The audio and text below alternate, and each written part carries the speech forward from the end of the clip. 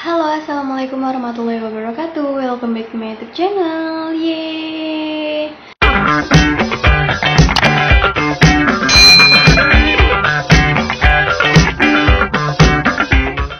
Nah, setelah sekian lama aku nggak ngupload atau tidak memperlihatkan wajah gitu kan, kalian bisa lihat di video-video aku sebelumnya, aku cuma nunjukin gambar-gambar aja.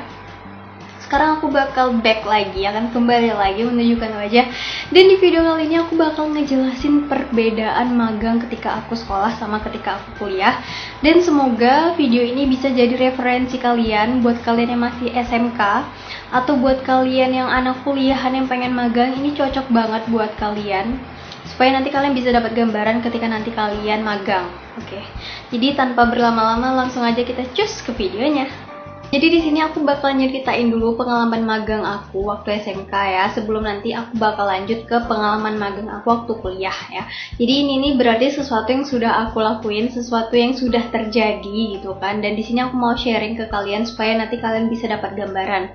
Nah, waktu di SMK dulu ya, pas aku mau magang itu yang aku rasain itu adalah, kan magang waktu kita SMK itu semuanya pukul rata di kelas 2 semester 2 kalau nggak salah. Itu kita pukul rata semuanya, rata-rata tuh pasti di semester 2, walaupun nanti ada gelombang-gelombangnya, tapi semuanya pasti di semester 2. Nah, di situ tuh aku ngerasa ilmu yang aku dapat atau ilmu yang aku punya tuh nggak terlalu banyak gitu. Karena aku berasal dari jurusan multimedia, dan kalian tahu SMK itu tuh nggak sefokus kuliah gitu loh. Kalian SMK tetap belajar matematika, kalian tetap belajar fisika kayak gitu kan. Walaupun tetap ada yang kejuruannya, cuman waktu itu aku ngerasa kayak nguras kepala aku gitu. Kayak bikin aku capek, dan itu tuh jadi ilmunya tuh nggak terlalu efektif gitu sih. Ada kayak gitu, cuman nggak terlalu diseriusin gitu. Jadi aku ngerasa waktu SMK itu untuk ilmu yang aku punya dari bangku sekolah yang mau dibawa ke tempat magang itu ilmunya masih minim banget dan dikit banget guys, itu yang aku rasain. Nah, jadi untuk kalian nanti ketika kalian pengen magang, buat kalian yang anak SMK, kalian mungkin jangan ngandelin ilmu yang ada di sekolah aja. Kalian coba perbanyak belajar otodidak kayak gitu. Kalian bisa lihat YouTube, kalian bisa lihat Google kayak gitu kan, untuk mempelajari teknik-teknik kayak gitu.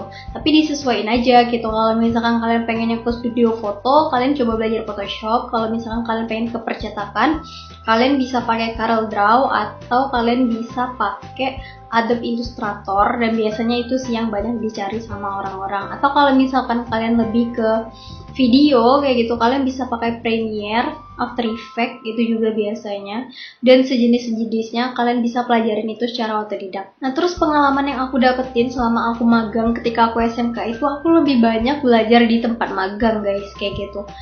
Jadi jangan kalian pikir waktu magang itu kita nggak belajar ya. Jadi sebenarnya itulah momen-momennya kita belajar kayak gitu. Dan yang paling banyak aku pelajarin itu, yang paling masih ingat tuh lebih ke cropping sih guys, karena aku banyak ngerjain croppingan waktu itu di situ.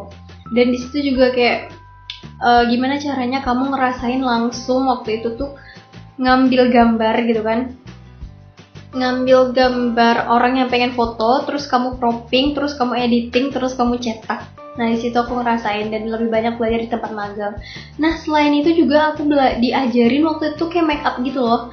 Jadi make up, tapi make upnya itu pakai Photoshop. Sumpah itu cantik banget, dan kakak itu yang ngajarinnya itu memang spesialis mua gitu. Jadi dia selain bisa make upin orang langsung di Photoshop ya guys, dia tuh emang juga bisa make upin orang langsung real kayak gitu. Dan menurut aku itu emang perfect banget. Jadi buat kalian ya yang suka make up dan kalian pengen bisa editing gitu, kalian cocok banget kayaknya. Mua apa istilahnya nanti jadinya ya, mua designer.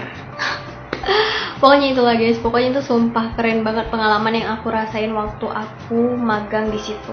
Nah, selanjutnya ya, pengalaman aku magang di tempat aku, dan di tempat itu saat aku SMK itu adalah aku nggak bisa nerapin ilmu yang aku dapat di sekolah ya guys. Jujur aja, kan aku udah pernah bilang tadi di sebelumnya itu bahwasanya ilmunya tuh belum banyak banget dan aku nggak bisa nerapin, dan bener-bener nggak tahu apa sih yang mau diterapin kayak gitu kan. Waktu itu ada nggak salah kita belajar apa ya namanya, simulasi digital kalau nggak salah, simulasi digital ya, bener nggak ya. itu tuh belajar Photoshop tapi cuma sekedar cropping ganti background gitu. Dan menurut aku itu kayak ribet gitu loh. Dan karena yang aku rasain ya itu tuh waktu SMK tuh bener-bener masih permulaan aku kenal software kayak gitu. Jadi disitu bener-bener ilmunya tuh secuil banget guys, dan bener-bener nggak bisa diterapin waktu aku magang kayak gitu. Dan untungnya waktu itu dapat tempat magang yang ngebimbing kayak gitu, emang ngebimbing kita. Jadi ya untung lah ya, itu pengalaman aku sih waktu SMK. Nah, karena dibimbing aku ngerasa juga waktu magang SMK tuh bimbingannya tuh lebih full banget, dan emang diajarin gitu kayak kita ngelayanin orang atau mau ambil orderan kayak gitu kan, orang yang pengen foto di situ, orang yang pengen foto wisuda, ya pokoknya bener-bener dibimbing lah, full gitu, bener-bener dibimbing kayak gitu. Dan poin plusnya itu yang paling menurut aku enak itu adalah tempat magangnya itu kita dicariin kayak gitu ya, tempat magangnya itu dicariin, disesuaikan sih sama kompetensi kita. Dan waktu itu aku magangnya di Padang kayak gitu, dan itu magangnya di studio foto. Jadi itu pengalaman aku waktu magang. Capek nggak? Capek, serius jujur itu capek banget waktu di studio itu, bener-bener capek. Karena dia pakai shift gitu loh, dan liburnya tuh cuman seminggu tuh cuma 1 kali kayak gitu. Menurut aku capek banget kayak gitu. Apalagi untuk aku yang suka tidur siang kayak gitu kan. Dan itu bener-bener capek menurut aku. Ya namanya kita langsung kayak implementasi kerja ya di situ lo aku ngerasain ternyata kerja tuh susah, cari uang tuh susah kayak gitu. Waktu magang SMK. Next, sekarang aku bakal nyeritain pengalaman magang aku selama aku kuliah. Jadi pengalaman magang ini aku cuma nyeritain garis besarnya, dan di next video aku bakal ceritain gimana rasanya dan detailnya gimana aku masuk ke sana, aku bakal ceritain di sana. Tapi di sini aku cuma ngasih perbandingan aja pengalaman magang aku waktu aku di SMK sama waktu aku kuliah. Jadi selama aku kuliah ya beda banget loh sama waktu aku SMK. Di sini tuh aku ngerasa ilmu yang aku punya tuh udah lumayan mumpuni untuk dibawa ke dunia magang kayak gitu. Kan beda banget nih, waktu tadi aku bilang kalau pas di SMK tuh ilmu aku tuh masih secuil. Nah pas aku kuliah itu ilmu aku udah lumayan banyak. Bukan lumayan banyak ya, maksudnya tuh udah alhamdulillah banget. Penerapannya juga gitu kan. Terus juga aku ngerasain di sini yang bener-bener ngebantu aku bisa lebih tenang magang ketika aku kuliah itu adalah organisasi yang aku ikutin. Jadi buat kalian yang belum tahu atau belum pernah nonton perbedaan kuliah sama organisasi yang pernah aku kasih tahu kalian mesti tahu ya bahwasanya karena aku adalah seorang anak desain kayak gitu, mau nggak mau aku harus banyak belajar untuk nerapin ilmu yang aku dapat di kampus. Jadi kalian juga perlu tahu ya, sebenarnya ilmu yang kita dapat di kampus itu tuh nggak seberapa, nggak banyak banget, dan menurut aku tuh cuman secuilnya tuh gimana? Contohnya kayak dosen ngasih tugas, misalkan ngasih brief, dan kalian mesti cari cara sendiri gimana caranya kalian bisa nyelesain tugas itu, dan gimana caranya kalian bisa ngembangin apa yang kalian dapat kayak gitu. Nah pengembangannya itu aku dapatnya di organisasi. Makanya itu pengalaman magang aku selama kuliah itu juga berkaitan erat sama pengalaman organisasi yang selama ini aku ikutin. Jadi buat kalian nanti yang misalkan satu rumpun sama aku, sama-sama anak desain kayak gitu yang dan bakal terjun ke dunia magang juga, aku rekomendasiin kalian untuk ikut organisasi dulu supaya nanti di situ kalian bisa cepet gitu. Cepetnya tuh dalam artian gimana ya? Kan di organisasi itu juga ada tekanan ya. Nah, jadi kita belajar kayak tekanan, belajar perintah, belajar segala macam tuh banyak dapatnya nanti di organisasi. Pengalaman magang aku yang selanjutnya yang aku rasain itu adalah aku lebih tenang ketimbang pengalaman magang waktu aku SMK. Kenapa lebih tenang? Karena aku ngerasa ilmu yang aku punya itu dan tempat magangnya itu udah pas dan udah cocok. Jadi aku ngerasa lebih tenang aja selama aku magang, gak kerasa krusuk karena mau gimana pun ya karena udah kuliah gitu kan. Biasanya emang selain kita cari ilmu, kita juga nerapin ilmu yang kita punya di tempat kita magang gitu. Dan yang aku rasain selama aku magang itu, kalau misalkan kalian tanya apakah ada dibimbing selama pembuatan desainnya, sebenarnya lebih bukan ke bimbingan sih, lebih ke revisinya kayak gitu. Misalkan nanti aku disuruh coba buat desain untuk Palang Merah Indonesia kayak gitu. Terus aku bikin, terus nanti kalau misalnya nggak sesuai itu bakal direvisi. Nah kebanyakan tuh lebih kayak gitu, nggak ada yang kayak misalkan kayak ini caranya begini, layoutnya seperti ini, warnanya seperti ini. Nah itu tuh nggak ada kayak gitu. Mungkin ini bakal berbeda ya di setiap tempat magang, karena tempat magang aku tuh kayak gitu. Mungkin di tempat magang lain ada yang dapat bimbingan langsung dari supervisornya, itu tergantung ke tempat magang kalian kayak gitu. Nah, pengalaman magang yang menurut aku nggak bisa aku lupain itu adalah ketika kita mencari tempat magang sendiri waktu kita kuliah kayak gitu. Itu beda jauh banget sama waktu aku kuliah, karena waktu aku sekolah tuh dicariin tempatnya, disediain, itu tinggal kita lihat aja kita mau magang di mana. Dan kalau sekarang tuh kita bebas mau magang di mana, tapi ini jadi kendala juga ya, karena kita mesti masukin surat ke tempat magangnya, nunggu surat balasannya apakah kita diterima magang di sana atau enggak.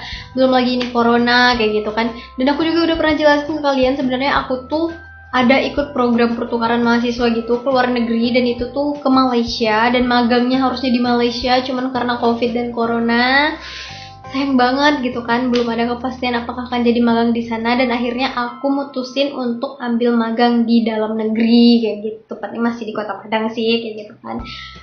Cuman ya itu buat kalian gitu kan, adik-adikku atau teman-temanku yang pengen nyobain magang di luar negeri, aku udah bikinin videonya untuk kalian bisa cek di sini. Nanti aku bakal cantumin linknya, itu nama programnya apa, kalian bisa cek di video itu, karena aku udah jelasin tetek bengeknya di sana, kalian bisa cek aja di sana. Nah di sini aku juga ngerasain ya manfaat yang aku rasain selama aku magang, baik itu kuliah ataupun waktu aku sekolah.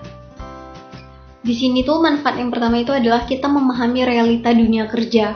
Jadi buat kalian yang belum pernah magang kayak gitu kan, dan nggak tahu gambaran magang itu gimana, jadi aku bakal ngasih tahu itu tuh bener-bener real gimana orang kerja gitu, kalian bakal kerja gitu. Gimana orang kerja, ya gitulah kamu kayak gitu. Gimana ya istilahnya tuh, ya itu loh dunia kerja yang sebenarnya yang akan kalian hadapi ketika nanti kalian mencari pekerjaan kayak gitu. Dan yang paling kerasa banget tuh waktu SMK sih, karena kan aku emang ambil tempat magang yang swasta kayak gitu kan.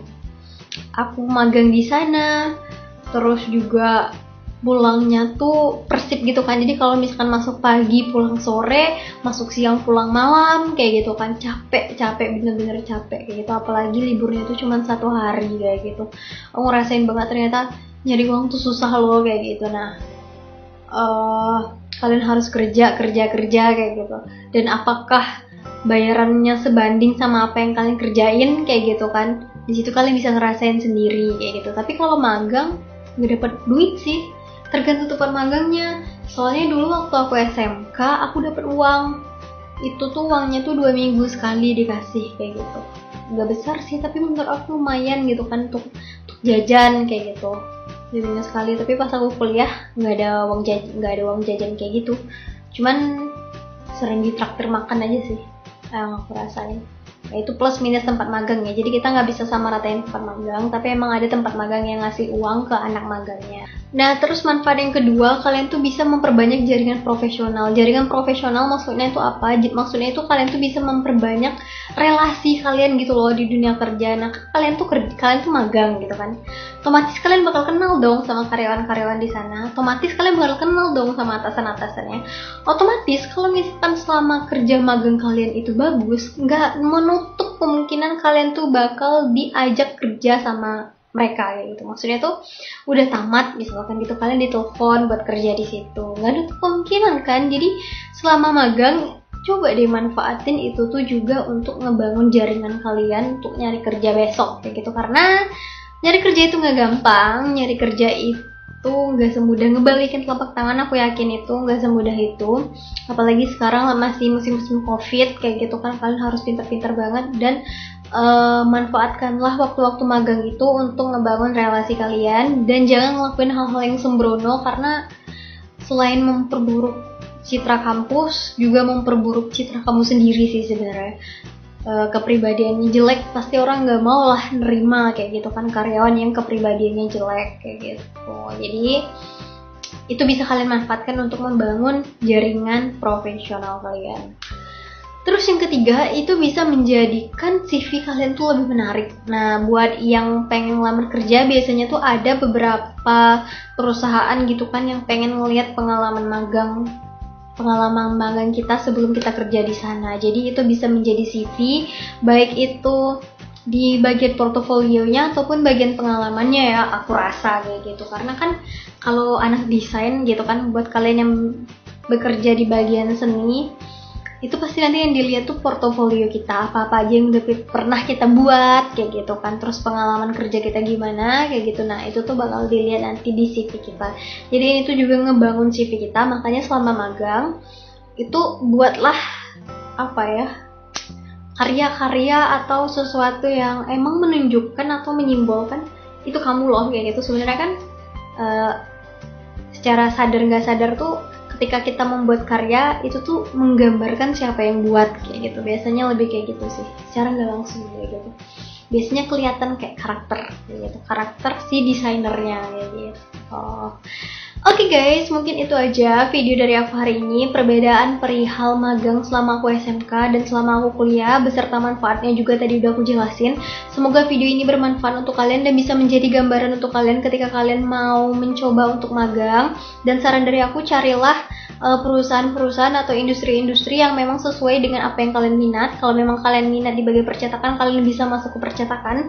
Kalau misalkan kalian minat ke copywriting atau jadi sutradara segala macam bla bla bla bla, kalian bisa cari itu di mana-mana aja, karena aku rasa untuk nyari link itu tuh gampang kayak gitu. Dan ini tuh udah serba mudah lah sekarang kayak gitu. Dan itu nggak bisa kalian jadiin alasan untuk kalian susah nemuin tempat magang. Yang penting kalian tahu passion kalian mengenali diri kalian, sehingga nanti itu akan memudahkan kalian untuk mencari tempat magang.